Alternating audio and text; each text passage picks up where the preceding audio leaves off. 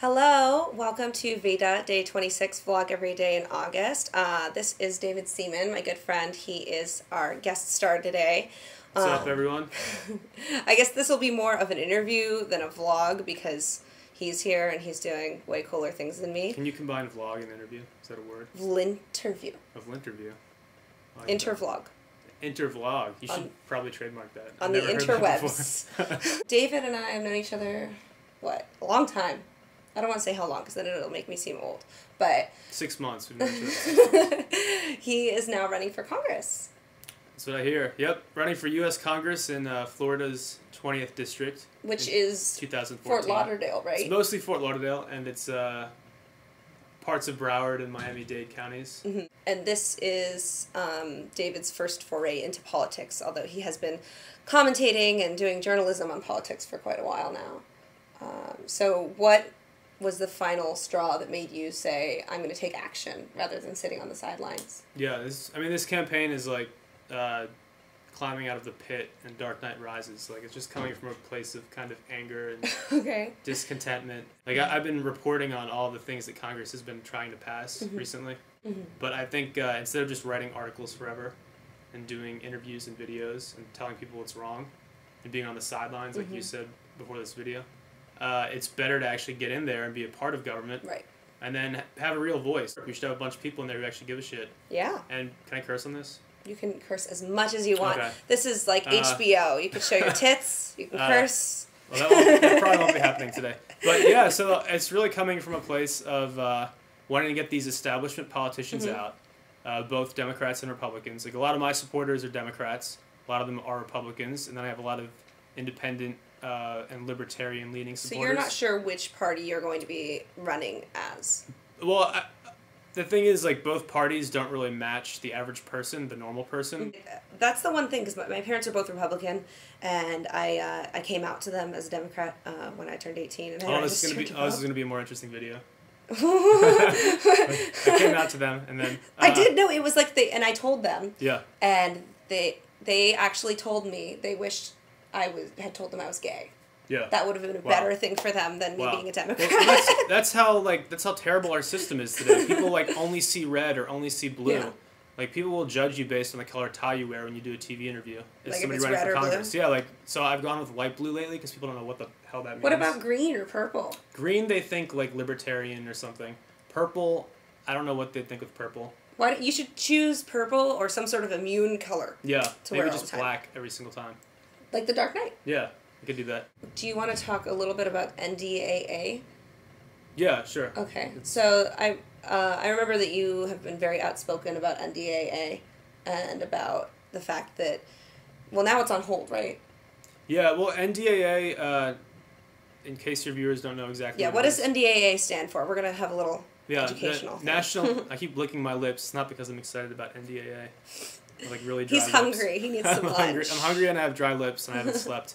The NDAA is the National Defense Authorization Act. It's typically passed every year by Congress. It authorizes all of our military spending and operations overseas. It's a very big bill. It's one of those, it's called an omnibus bill. It's one of those things that basically has to get passed or the government doesn't continue to function properly. And in this past year's bill, the one that was drafted in 2011, and in effect for this year, for 2012, Senators John McCain, who's a Republican, and Carl Levin, who's a Democrat, snuck in, and I say snuck in because really not many people knew about this, and it was done mostly behind closed doors, indefinite detention provisions, which would allow this president or any future president to imprison American citizens using military force without a trial on the basis of suspicion alone. Yes. All the government has to do is point a finger at anybody they dislike and say, this guy committed a belligerent act.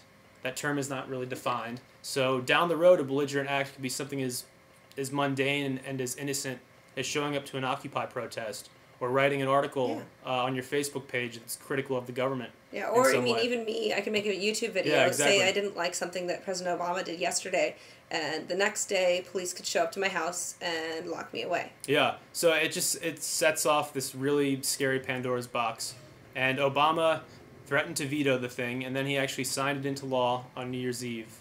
And then there was a federal court case after that because people were obviously concerned. This is a real danger to give the government that kind of power.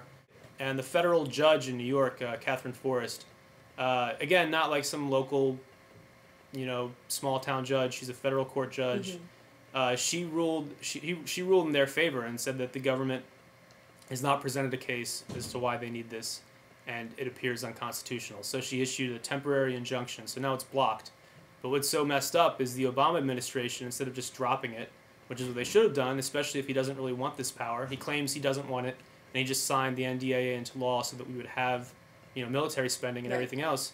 So if he really doesn't want this ability for himself or for the next president, he should have let it stay where it is now. So for people that don't know that much about the government, if you're in Congress, how is that different from being in the Senate or any other part of the government? And are you representing the local people in your district? Are you making laws there, or how does it work? Well, Congress is two houses, two bodies. It's the House of Representatives, which is what I'm running for. Then there's the Senate, which is another animal altogether. And there are more representatives than there are senators, so strictly speaking, a senator is more powerful.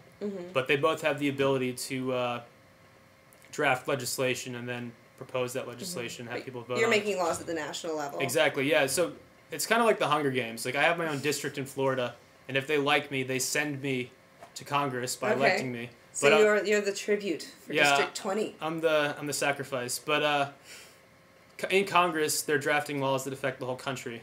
And the whole point is you're representing that district. So while I'm there, I shouldn't only be protecting the Constitution and the Bill of Rights. As a representative, I should also be looking out for the interests of the people in my district. So you have to have your constituents in mind, but mainly I'm running as a national candidate. I mean, Congress is doing some pretty seriously messed up stuff, attacking your internet freedoms and your freedom of speech. So what can people do to support, even if they don't live in Florida? How can they learn more about you and your campaign? They can go to the website, davidseamanforcongress.com, and follow me on Twitter. That's really the place where I'm most active. And it's D_Seaman on Twitter. So the best thing you can do is just read up on me, see what I believe in. And once you see that I'm probably one of the sanest people running in this next cycle, you can go on the website and click on the donate tab. We accept money from all U.S. citizens and any lawful permanent resident. You don't have to be in my district. That's the way election law works. Anywhere in the country you can donate money. Yeah. And since I'll be legislating at the national level, you want to help out a candidate you believe in, even if you don't live in their district. And the other thing you can do is just spread the word. It's really kind of hard to get these things out there because you've seen me doing TV shows and stuff. Yeah, he's actually in town because tomorrow he's going to be on Joe Rogan's show. Yeah, Joe Rogan. So that's cool. Pretty cool. So I'll have a solid 2 or 3 hours to talk about this stuff with him. And that's the problem with TV. You only get 4 or 5 minutes to talk about something like NDAA. And you're getting right to the point where you're at what's really important about it and how to fix it. And then they're like, oh, we have to go. And that's why things like Twitter and things like these videos are so good, because then you're just getting what's going on. If you rely only on TV news for your information, you're starving yourself. Yeah. So. I don't even have cable. I get all my news from the internet. Yeah. So there's that. Anyhow, do you have anything else you want to add in? Let's go eat.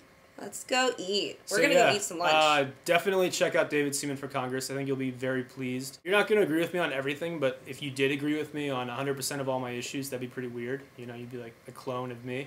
So it's all about finding people who represent where America is headed. I think we've seen an internet revolution where, we don't rely on payphones anymore. And newspapers, we rely on Twitter and Facebook and cell phone messages. I sound like an old person. Text messages, all that stuff. Cell phone messages. Mobile phones. We rely on these things. So we've had this technology revolution. It's changed the way we interact. It's changed the way we get information and the way we publish stuff. But it hasn't really changed the way that we're represented in Congress yet. A lot of these people in Congress are super old, super entrenched. They have special interests in mind. They don't care about the jobs crisis that young people are having and how the economy is not really as good as it should be for our generation. So, yeah. Cool. So thank you so much for thanks for doing this. Guesting on my vlog, and that's all. That's my VEDA vlog every day in August for day 26, and I'll check all of you guys out tomorrow. As always, you can tweet me at Katie Dolle, and subscribe to my channel. Please leave your comments about everything that David said today. I'd like to hear what you guys think about it. And that's all. See ya.